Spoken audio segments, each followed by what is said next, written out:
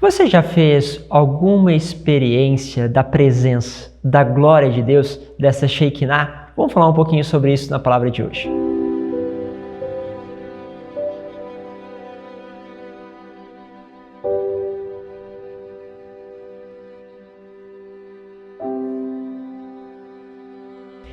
Em nome do Pai, do Filho e do Espírito Santo. Amém. Que bom ter a Tua presença mais uma vez conosco, percorrendo esse itinerário com a Palavra de Deus, sempre aprofundando. Hoje quero trabalhar um texto com vocês, um texto um pouco mais complexo, porque tem muitas imagens, mas eu queria que você percebesse aqui a experiência do profeta. Quando o profeta vai vivendo essa experiência e como ele vai narrando essa experiência. Então, com isso, eu quero pegar com vocês a leitura do profeta Ezequiel, capítulo 1, versículo 2 ao 5, depois versículo 24 ao 28c. Diz assim: No dia 5 do mês, que era o 5º ano do exílio do rei Joaquim, a palavra do Senhor foi dirigida a Ezequiel, filho do sacerdote Buzi, na terra dos caldeus, junto ao rio Cobar. Foi ali que a mão do Senhor esteve sobre ele.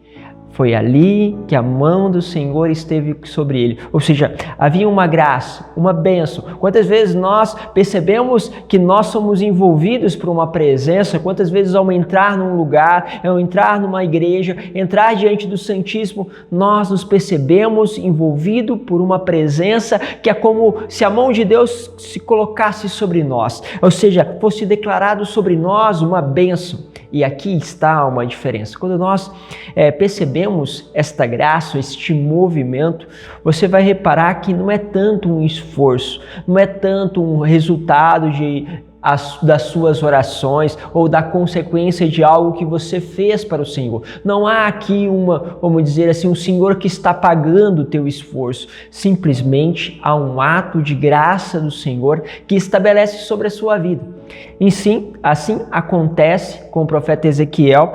A mão do Senhor esteve sobre ele e eu vi que um vento impetuoso vinha do norte, uma grande nuvem envolta em claridade, em relâmpagos, no meio brilhava algo como se fosse ouro incandescente.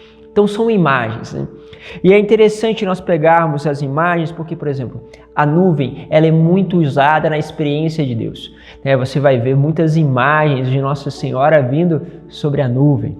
Você vai perceber que a nuvem os envolvia na transfiguração. Essa nuvem é o sinal da glória de Deus. E ela tem um significado, porque a nuvem você não pode aprisionar. A nuvem você não pode pegar uma nuvem e conter ela dentro de uma caixinha. Você pode vê-la e ela constantemente modifica. Ela é realmente assim flexível, vamos dizer. De tal forma que ela cada vez mais traz uma experiência diferente. Você não pode também colocá-la e guardá-la. Por isso, a experiência com Deus, ela é sempre nova, ela é sempre surpreendente, ela acontece, ela é como uma nuvem, não se dá para colocar na caixa e levar para casa, não, você vive aquela experiência e só aquele que vive a experiência pode dizer.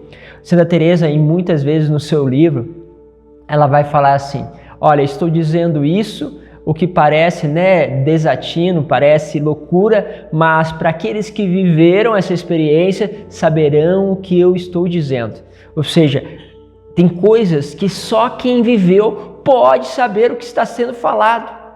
E aqui está um pouco da glória do Senhor. Quando nós vamos aprofundando aqui no texto, você vai perceber, se você tiver feito uma experiência, você vai se identificar com essa experiência. Mas se você não fez a experiência, ela vai ser um pouco vaga para você, ela vai ser um pouco como algo longe.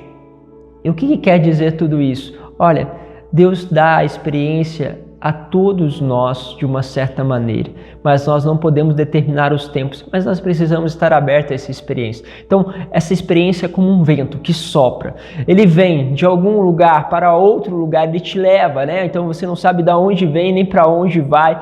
essas dimensões.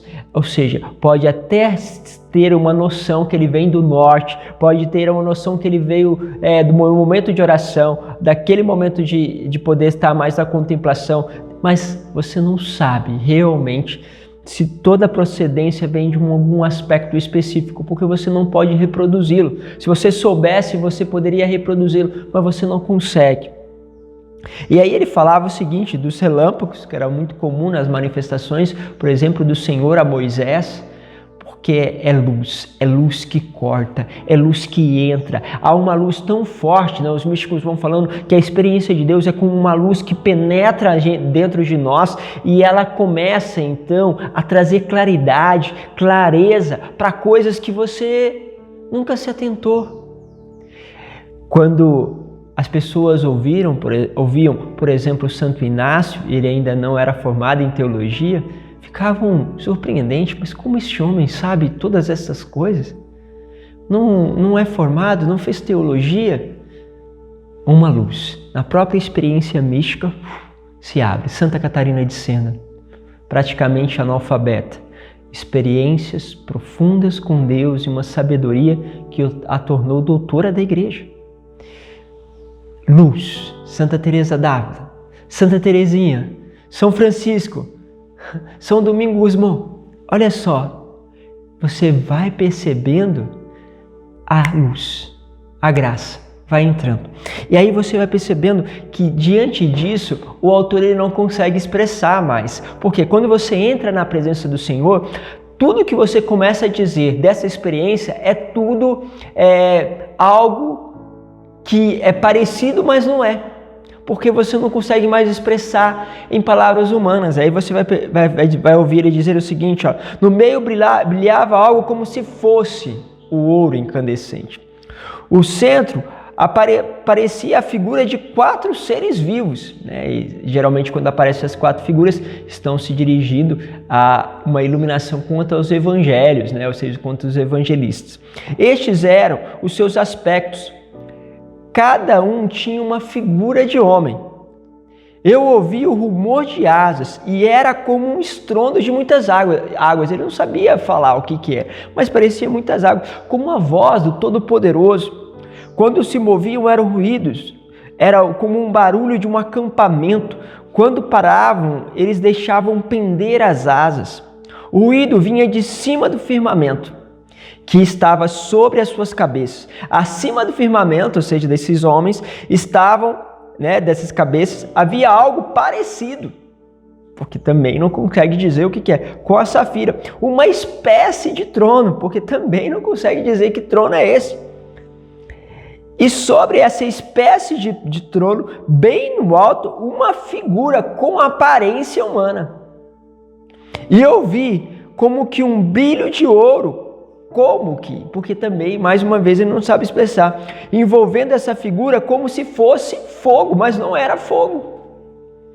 Porque é um fogo, né? A narração muitas vezes mística é essa, é um fogo que não consome, né? E a gente tem essa dimensão do fogo do amor de Deus, porque ele é um fogo, mas este fogo não consome, como a sarça ardente, né, que Moisés se aproximou, que não consumia.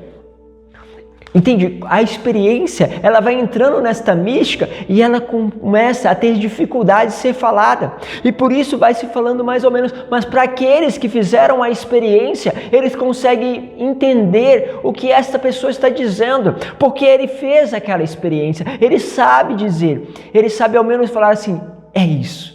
Embora também ele não consiga dizer o que era aquele fogo, expressar o que era aquele fogo, não consegue expressar aquilo que era aquela voz, porque realmente temos essa dificuldade quando nós vamos lidando com o eterno. E que bonito era se nós, na nossa vida, tivéssemos, de certa forma, nos acostumando a entrar na presença, na glória de Deus. Já imaginou isso? Você é acostumado a entrar nesta glória, a viver essa experiência, e talvez como São Padre Pio se espantar, porque ele achava que todo mundo via seu anjo da guarda, que todo mundo convivia com os santos, para ele era normal, como criança, ele sempre vivia assim. E ele, quando o Frei falou que não via, ele falou: o Frei é humilde, por isso que você está falando que nunca tinha visto. Não, era uma graça, mas ele estava tão acostumado que nós possamos entrar nesta glória. Então vai falando isso, envolvendo essa figura como se fosse fogo, acima daquele que parecia ser a cintura, abaixo daquilo que parecia ser a cintura.